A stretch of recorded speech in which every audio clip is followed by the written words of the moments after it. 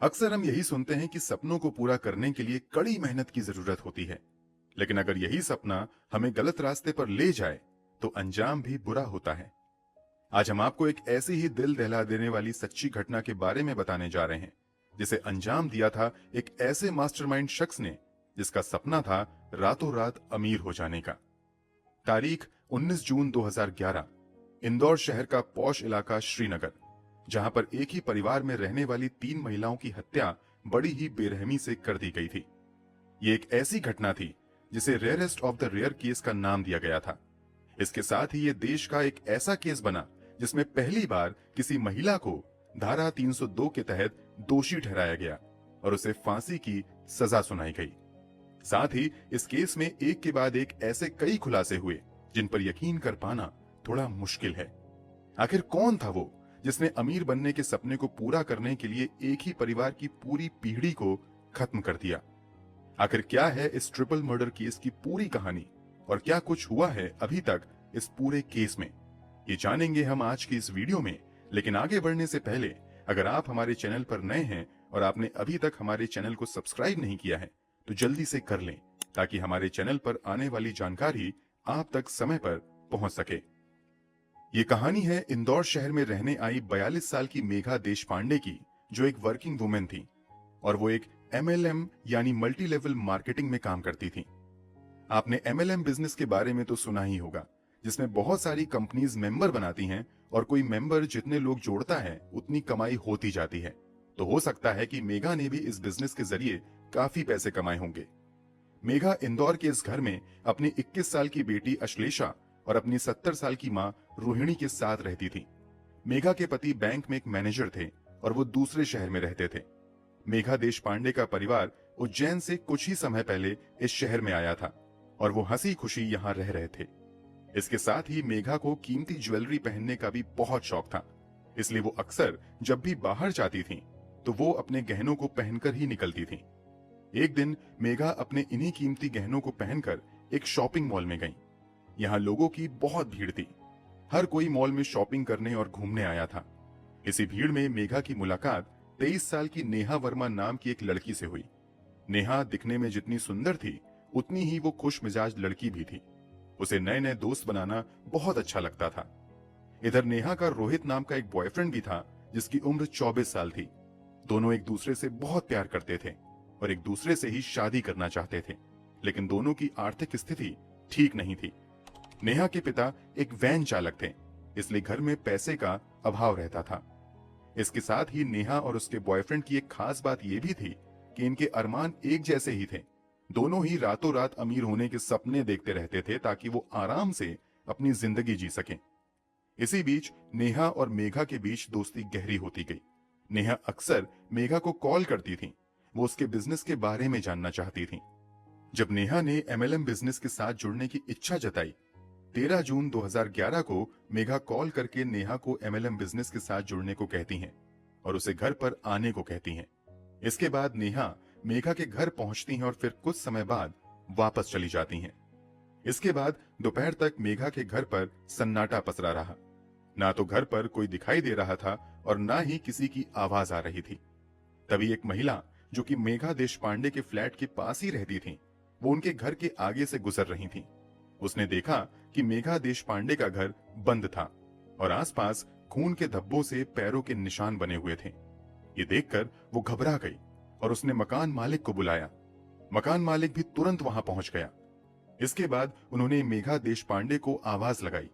काफी देर तक आवाज लगाने के बाद ना तो घर के अंदर से कोई बाहर निकला और ना ही किसी ने जवाब दिया।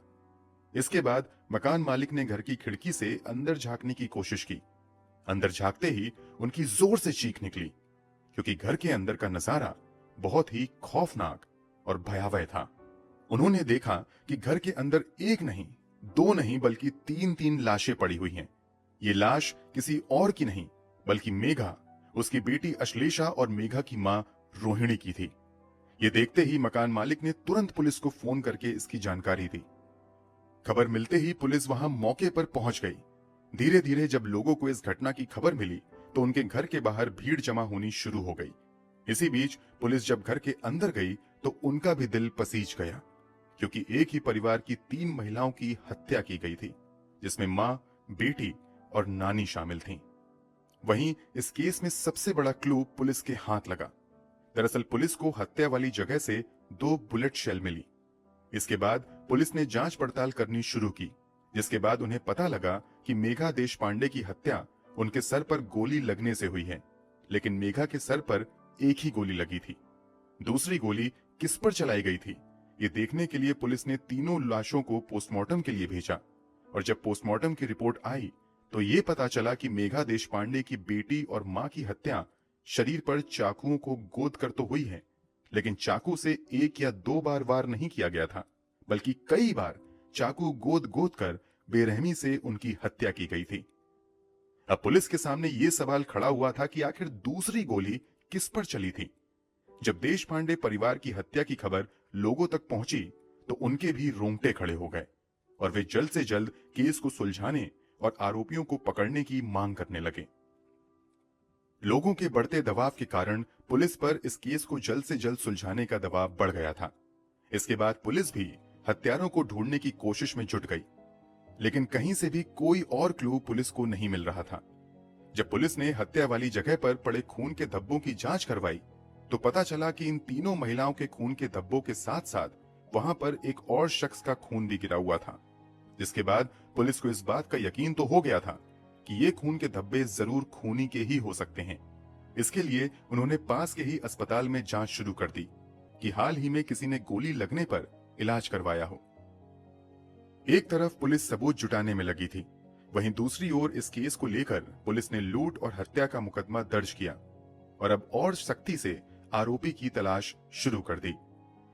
पुलिस ने कॉल डिटेल्स निकलवानी शुरू की तो ये पता लगा कि एक नंबर से बार बार मेघा देशपांडे के पास कॉल्स आती थीं और इनकी आपस में काफी देर देर तक फोन पर बातचीत भी होती थी। जब पुलिस ने इस नंबर की जांच की तो पता लगा ये नंबर किसी और का नहीं बल्कि नेहा का था। पुलिस को नेहा पर शक तो था, लेकिन अभी नेहा के खिलाफ उन्हें कोई भी पुख्ता सबूत नहीं मिला था।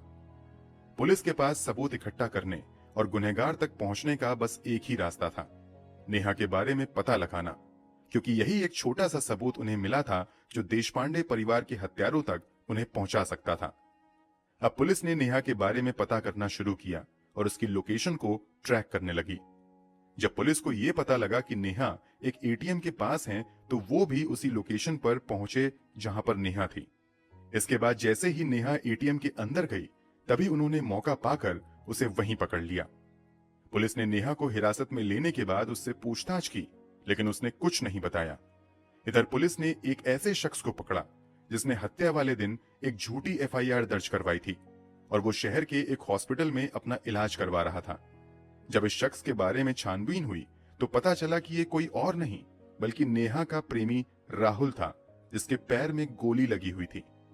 पुलिस का शक तब यकीन में बदला जब उन्हें यह पता चला कि देशपांडे परिवार के घर पर जो खून मिला था वो राहुल का ही खून था।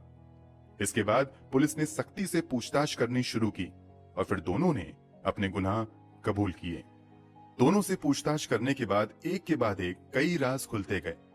नेहा ने बताया कि उसकी मुलाकात मेघा से मॉल में हुई थी, क्योंकि मेघा दिखने में काफी अच्छे और अमीर घर की नजर आ रही थी, हाई प्रोफाइल दिखने वाली थी। मेघा ने हाथ और गले में सोने की कई कीमती जेवरात पहने हुए थे। नेहा ने जब मेघा के शरीर पर इतने सारे कीमती जेवर देखे तो वो हैरान हो गई थी। तभी नेहा के दिमाग में मेघा देशपांडे के करीब जाने और उससे दोस्ती करने का ख्याल आया और वो मेघा से बातचीत करने के लिए जानबूझकर उससे जा टकराई। मेघा के हाथ में सामान था जो कि टकराने के कारण नीचे गिर गया था। नेहा ने जल्दी से सॉरी आंटी कहा और फिर सामान उठाने में मेघा की मदद करने लगी। इसी बीच उसे अच्छा मौका मिला मेघा से बात करने का। धीरे धीरे नेहा ने मेघा के साथ बात बढ़ाई ताकि वो उसके करीब जा सके। इस दौरान उसने मेघा से खूब बातें की, यहां तक कि वो मेघा को छोड़ने उसकी कार तक भी गई। अब नेहा को ये तो पता लग गया था कि मेघा किसी अमीर परिवार से है। मेघा को देखते ही उसके मन में ख्याल आया रातों रात अमीर बनने का, और उसने मेघा को देखते ही उसे लूटने की साजिश रची और उसे अपने जाल में फंसा लिया। इसके बाद नेहा ने अपने इस प्लान में अपने बॉयफ्रेंड राहुल को भी शामिल किया। उसने राहुल को बताया कि उसकी एक ऐसी महिला से बातचीत होती है जो बहुत रईस घर से है। उसके घर पर केवल महिलाएं ही रहती हैं। मेरी उनके साथ काफी अच्छी बातचीत भी है। ये सुनकर राहुल के दिमाग में भी यही ख्याल आया कि ये तो अच्छा मौका है कि घर में कोई आदमी नहीं है, सिर्फ महिलाएं ही हैं, तो क्यों ना लूटपाट की जाए ताकि उनकी आर्थिक तंगी सुधर सके और वो शादी के बाद आराम से रह सकें। उन्हें ज्यादा मेहनत करने की जरूरत भी नहीं पड़ेगी। इसके बाद राहुल इस साजिश की तैयारी करने लगा। वह मन ही मन मेघा के घर में लूटपाट करने की योजना बना रहा था। उसे लग रहा था कि लूटपाट के लिए वो उनकी हत्या कर देगा ताकि कोई उनके खिलाफ बोल ना पाए। लेकिन उनके पास मेघा को मारने के लिए पिस्टल नहीं थी। इसके लिए राहुल ने सहारा लिया मनोज का, क्योंकि उसके पास एक पिस्टल थी। मनोज राहुल का दोस्त था और वो उम्र में नेहा और राहुल से काफी बड़ा था। अब वो दिन भी आ गया जिस दिन नेहा और उसके प्रेमी ने इस घटना को अंजाम देना था। मेघा के घर उसके अलावा उसकी माँ और बेटी ही थी। घटना वाले दिन नेहा ने एक मल्टी लेवल मार्केटिंग के जरिए एक बहाना बनाया ताकि वो मेघा के घर में जा सके। काम के सिलसिले में नेहा मेघा के घर पहुंची। वो मेघा से लेकर कंपनी का फॉर्म भरने लगी, लेकिन उसे भरना कैसे है इसके लिए उसने मेघा से कहा कि पास में ही उसका एक दोस्त रहता है और वो उसे यहाँ बुलाकर इस फॉर्म को भरने में उसकी मदद लेना चाहती है। इसके बाद नेहा ने फोन कर उन्हें बुलाया और प्लान के मुताबिक राहुल और मनोज भी मेघा के घर में घुस गए। घर में घुसते ही रोहित ने पिस्तल दिखानी शुरू कर दी और फिर उसने बिना कुछ सोचे समझे मेघा पर बिल्कुल पास से गोली मारी, जिससे उसकी मौके पर ही मौत हो गई। ये राहुल वही शख्स था जिसने मेघा पर सबसे पहले गोली चलाई थी। गोली की आवाज सुनकर कमरे में अश्लेषा और उसकी नानी भी दौड़ी दौड़ी वहां पहुंची। इसके बाद उन्होंने अश्लेषा को डरा धमकाकर उससे एटीएम कार्ड लेकर उसका पिन पूछ लिया। इसके बाद रोहित ने गोली से अश्लेषा और उसकी नानी को मारने की कोशिश की, लेकिन हड़बड़ी में ये गोली राहुल के पैर में जा लगी। इसके बाद उन्होंने चाकू से मार मार कर उनकी हत्या कर दी। उसके बाद इन्होंने वहां से निकलने से पहले 1.5 लाख रुपए, 5 लाख तक के कीमती गहने और एटीएम कार्ड लेकर फरार हो गए। ये वही एटीएम कार्ड था जिससे नेहा पैसे निकलवाने जा रही थी और तब पुलिस ने एटीएम के पास नेहा को पकड़ा था। इसी कार्ड के जरिए पुलिस ने नेहा को हिरासत में लिया था।